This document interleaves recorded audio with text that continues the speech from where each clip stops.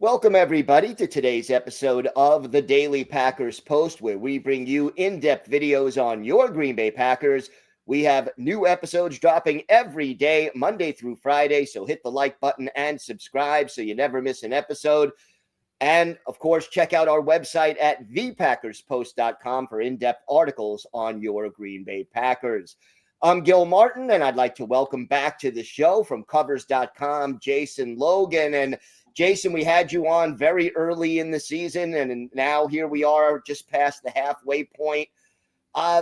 What surprises you the most about where the Packers are in the first half of the season? Well, I think we talked about it before we started rolling camera here, and we talked about just kind of the inconsistency of this team, and you know, they looked great against Detroit to open it up and looked like they were going to meet everyone's expectations, which were sky high. But then you go and you lay an egg against a team like Carolina. So I think that's the biggest thing. I entered the season, I was a little low on the Packers. I had taken under on their season win total. That was before the Parsons trade had happened. And we talked about that on that past episode. But, you know, they do have a very tough schedule coming up. I don't know if things are guaranteed for this team yet. What do you think is the biggest factor in this inconsistency? If I do that, I think I'd be working for the Green Bay Packers right now. But I think of course, like when you add a guy like Parsons, that is a big shakeup on your defense, and you kind of have to, you know, start to change the way that some guys are going to do things and what you can get away with and what you can't get away with. And then of course too, like it has been the case for this team for the last few seasons, just the in and out on this receiving core. You have guys that are supposed to be there that aren't there. Reed being out, Watson being out. All of a sudden, Tucker Kraft's out. Now you have Watson back. So, you know, they've been able to plug and play for the most part, but it does, you know, it leads to some inconsistency. And they've played some pretty good teams along the way too. So you mentioned Tucker Kraft. Talk to me about the impact of his absence for the rest of the year. And then, you know, what effect does his absence have even on something like point spreads? Yeah, I mean, Tucker Kraft was emerging as, you know, his basically his big red zone threat. We saw him scoring a lot of touchdowns, but also too, you know, that check down, that release valve when teams were bringing pressure, when you couldn't get the downfield pass. Kraft was a big body that was great at finding space, had great hands, and Jordan Love was getting a great rapport with him. And you look at a team like Minnesota, who they're going to play this week. They're going to bring a ton of blitz. And that's when a guy like Kraft is so valuable as someone that can, you know, take that pressure off, be that quick hit, and then pick up yards after the catch. So I think that's been huge for them, missing him in the red zone and missing him in those kind of spots where he has to get the ball out quick and avoid pressure. Now, after last week's game against the Giants, Josh Jacobs, week to week. Last year, he was clearly the engine that made the offense go. Jordan Love was a little banged up. How important is the loss of Josh Jacobs for this team? Yeah, and he's another guy who's a pass catching running back, can also be that pressure release and that check down to be thrown to. But you know, they were running behind him so much. He's very much, like you said, the engine in the rushing game, but also fuels this play action playbook and makes things a lot easier on Jordan Love. And if you can't get the running game going, then you're not able to, you know, teams aren't going to bite on that play action. So I think that's going to be a big loss for them. How long he takes out, it looks like he avoided a season-long injury. I don't think he's going to be playing against the Vikings. Maybe he gets back next week. But, you know, again, against a Vikings team where you want to keep them guessing. If they're going to bring blitz, you want to be able to run play action. You want to be able to run the ball a lot and take some of that pressure off Jordan Love and have Jacobs as a release valve. And if he's not there, that changes a lot of things. How good do you think Jordan Love is? I mean, a lot of people say he's top 10. A lot of people say he's got to prove it first. Obviously, a few playoff wins. He's got one, but more than one would certainly help that perception. How good is he, and how good can he be? I mean, I'll say he's better than most. And if we look at a lot of the QBs that's taken the field here in week 12, he's way better than most, because there's some bad QBs and veteran guys saddling up this week. But I mean, on the season, in terms of all the fancy advanced metrics, I mean, he's a top, 5 guy in EPA per play and CPOE and all those, sexy advanced analytics. And while his numbers have slipped a little bit here over the past 2 games, one, he did play an Eagles secondary that looks very, very good, just shut down the Lions passing game. So let's not take anything away from the Eagles there. But also, too, against the Giants, there was a lot of drop balls from those receivers as well, too. So I think that's why we saw his completion rates and his output dropping a little bit. He's also pretty banged up, which is kind of what you're going to see at this time of year. So I think Jordan Love is a top 10 QB. Especially if he could get all those weapons together, he'd be awesome. So as a top 10 QB, are you saying that you think he is good enough to lead a team to a Super Bowl?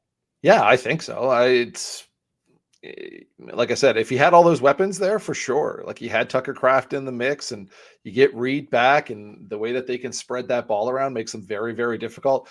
He's an accurate passer. They have a great offensive line in front of him. They're not giving up too much in terms of pressure. He will occasionally make those bonehead plays and those dumb interceptions. However, he's done a pretty good job of limiting those. I think he's thrown only 3 picks this year, and that's the thing. Like, I don't think he's necessarily hurting this team by any means, so he's not the issue. The Micah Parsons trade, obviously the biggest news to start the season for the Packers. How do you see his impact so far on the defense? I mean, it's huge just having him on the field, and having offensive lines and tight ends and running backs have to be accountable for where's Parsons, where do I have to help? And then, while people are kind of criticizing his numbers, I mean, he's got 8 or 9 sacks, 8.5 sacks, second in total pressures, third in QB hurries. He's fueling a top 10 pass rush, and he not only lifts everyone around him on the field, but I think off the field as well too. He's a guy that kind of sets a standard when it comes to defensive play and how he prepares for games as well too. I think what they need to do now, and what Dallas did so well because of Parsons, was have all that chaos being created up front and then create takeaways from it, be it fumbles or interceptions. And we saw a little bit of that against the Giants here this past week, 2 takeaways. So I think that's going to be a big thing for this defense, if they can continue to get pressure with just the 4, like they have been. It allows them to be very versatile with the linebackers. You can drop those guys in coverage. You're plugging up passing lanes. You can get those game-changing plays, and they're going to need that down the stretch. Takeaways have been a problem for the Packers. Now, against the Giants, I think they dropped roughly 4 potential interceptions. We know Jameis Winston is going to give you some opportunities. Yeah. But why is this team? Last year, the takeaways were coming in bunches. This year, they're kind of struggling with it. Any reasons that you see for that? No, I mean, you have some defensive coordinators that really, like, they push for those game-changing plays. They push for the takeaways. They coach that way. It's a high-risk, high-reward type defense. And that might not be instilled in this Packers team. But with the way that they're starting to get pressure up front, they're going to, like I said, they're going to have to start thinking that way. They might have to, go for broke and maybe try to pick off a pass when normally they would maybe play, off and try to make the tackle after the catch or break it up. So, I'm not sure why they've been passive in terms of the takeaway things. And that is a stat that is tough to kind of quantify because there's so much randomness into it. But you do see teams like the Pittsburgh Steelers are always up there in takeaways. And I think that is just a culture thing and a defense thing that is coached into that team, a kind of a ball hawking mentality. You mentioned Tucker Kraft, Josh Jacobs being sort of the outlet check down options for Jordan Love. Both of those guys are not going to be in the lineup this week, at least.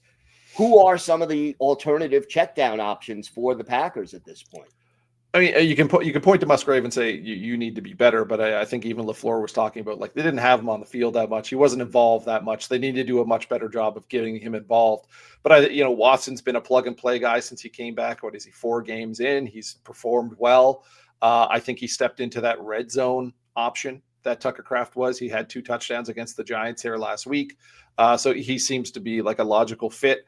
Getting Jaden Reed back, there's rumblings that he could practice this week. Probably not going to play, but maybe in the next 2 or 3 weeks we see him out there. That gives you another option out there. And then what I would love to see, and what we saw a little bit of when Love went out, get Malik Willis involved in this offense a little bit. Put in some unique installs. Utilize his athleticism make some defenses, throw a curveball at them, make them start to guess, and also to take a little bit of stress off Jordan Love.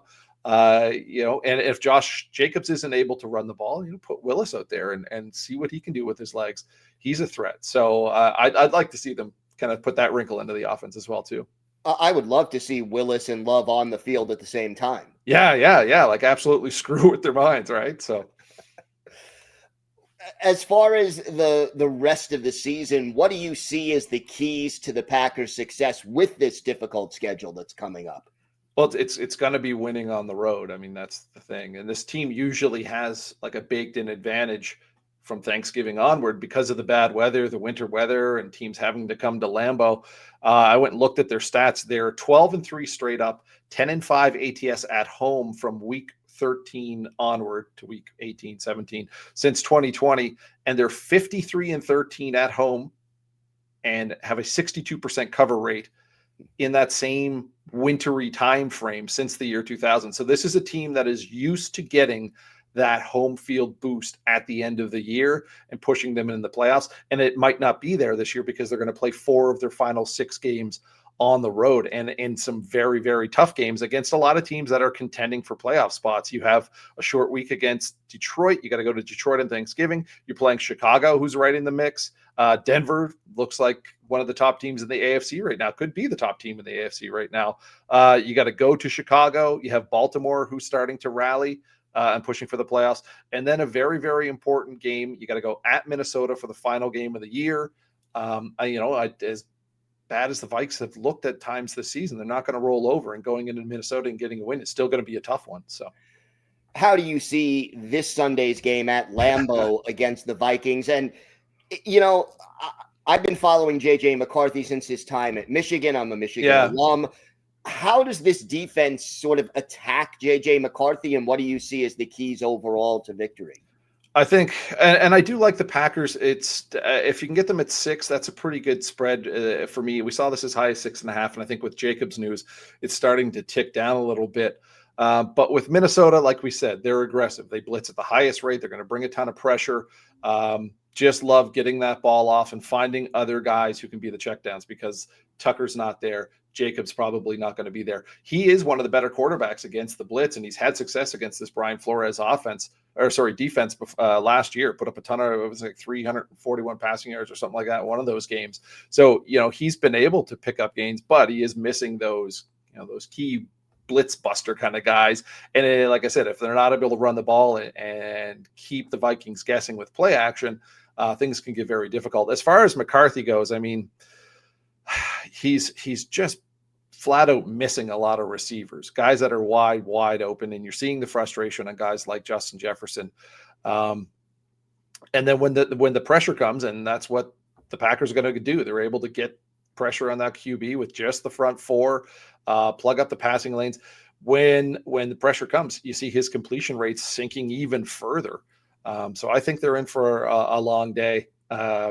McCarthy, I mean, we've really seen him play one great fourth quarter before he was out for that extended period, and then he's just been horribly inconsistent since. I was someone that bet on the Vikings last week, expecting some momentum there from that team, and just the amount of passes that he whiffed on was pretty disappointing. We've talked a little bit about the Packers' inconsistency. At covers.com, how does that affect the way you view this team and how you sort of pick them against the spread? Yeah, I think when you're talking about spreads and you're talking about sports betting, you're dealing with perception, and a lot of time public perception, because that's what they set the lines at. And I think Green Bay entering the season had very high expectations based on what the success they had last year. After the Parsons trade, those expectations were massive. And then after they beat Washington and Detroit, I mean, they looked like the best team in the NFL. They were Super Bowl favorites and big Super Bowl favorites after week 2.